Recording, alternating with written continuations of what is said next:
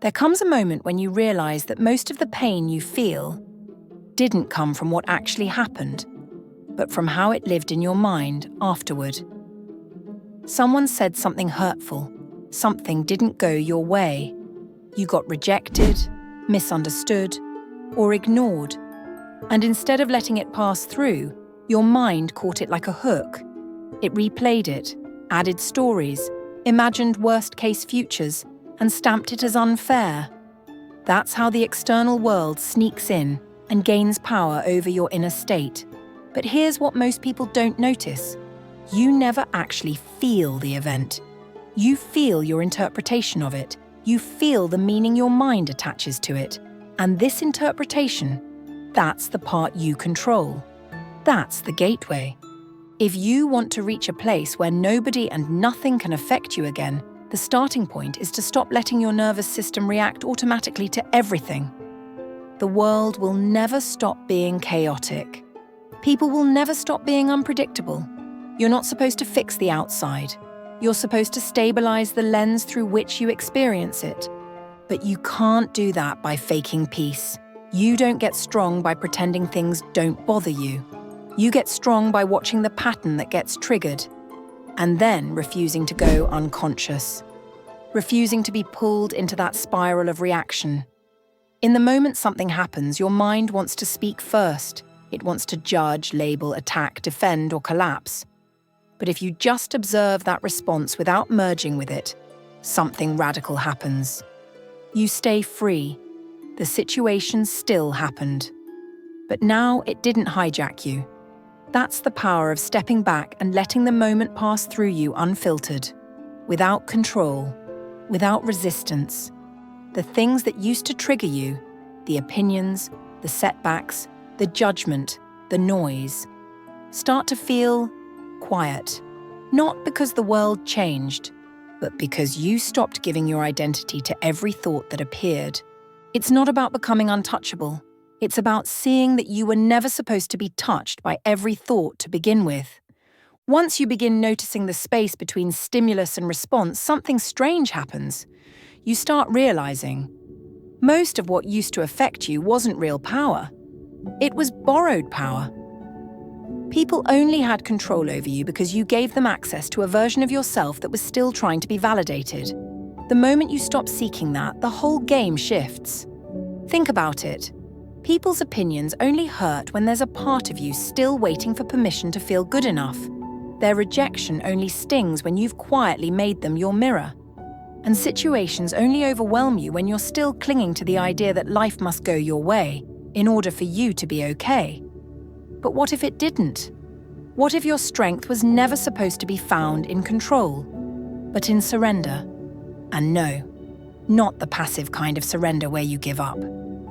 This is the sharp kind, the kind where you don't need anyone to see you, hear you, like you, or approve of you in order to remain whole. This kind of surrender is inner defiance. It's the moment you stop trying to manage every outcome and start living from the deeper center within you that doesn't shift depending on who's watching. You want to know when nothing will affect you anymore? It's not when life finally becomes peaceful. It's when you finally stop needing it to be. Because here's the truth. Peace is not the absence of chaos. Peace is the absence of attachment to chaos. And when you reach that, the world still moves around you, but you stop moving with it unnecessarily. You stop getting pulled into fights that don't matter, cycles that don't serve you, identities that don't reflect you. At this level, you don't become cold. You don't stop caring. You become clear. You see things for what they are, not what your mind paints them to be. You respond instead of reacting. You hold space instead of clinging to control.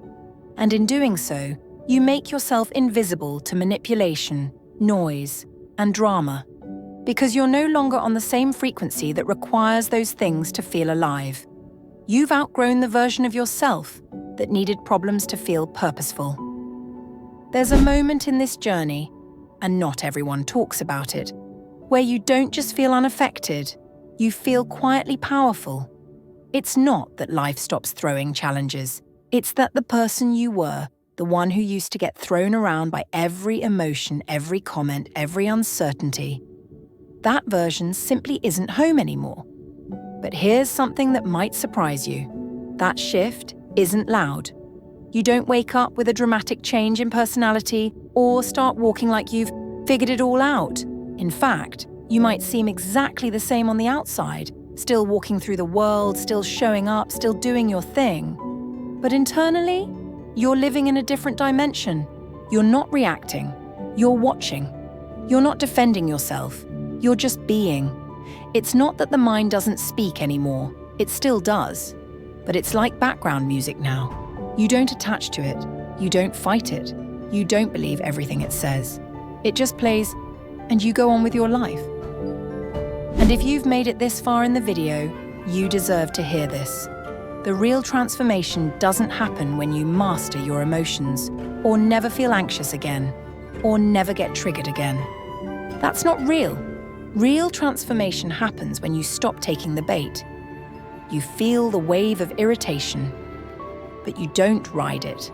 You sense the discomfort of uncertainty, but you don't try to fix it immediately. You become bigger than it, not by force, but by understanding. Because the moment you realize that the thing trying to react is not you, everything changes. And now, nothing can control you unless you hand over your awareness. Nobody can reach inside your peace unless you open the door. You still feel everything, but nothing sticks unless you let it. And that, right there, is freedom. Not the kind you talk about, but the kind you feel in your bones, where life is still happening, but it no longer defines you. Where you can finally say, nobody and nothing will affect me again. Not because I shut the world out, but because I've come home to a place it can't touch. If you're still here, I want to challenge you. Not in the usual way. Not by giving you some cliché life hack or telling you to meditate for 10 minutes or breathe deeply to calm your nerves. You've already heard all of that. This one's different. Over the next few days, I want you to observe one thing. How many of your reactions, frustrations, worries, or even small annoyances weren't actually yours, but were picked up from the outside? Maybe someone cut you off in traffic. Maybe a friend didn't text back fast enough. Maybe a stranger gave you a weird look. Maybe someone online left a rude comment. Whatever it is, I want you to pause. And in that pause, just ask one quiet question. Do I really need to give this my energy? And then don't overthink it. Feel it. Notice how your body softens when you stop carrying it. Notice how your mind tries to pull you back into the noise. Because this is the moment where change begins. Not through control, but through awareness, without attachment. You see, most people spend their whole lives defending a version of themselves they never chose, trying to win arguments that don't matter, trying to prove their worth to people who aren't even paying attention. But not you, not anymore. Your freedom starts when you stop letting everything in. When you realize you're not obligated to carry every emotion that knocks on your door. And if you actually try this, if you make it a practice even just for a few days, you'll notice something strange. The world will keep spinning, the noise will keep buzzing, but you'll be unaffected, calm in the middle of it all. And that's power most people will never taste. So here's the deal. If you're willing to try this, leave a leaf emoji in the comments. A small signal that you're done letting life push you around. Let's see who's really ready.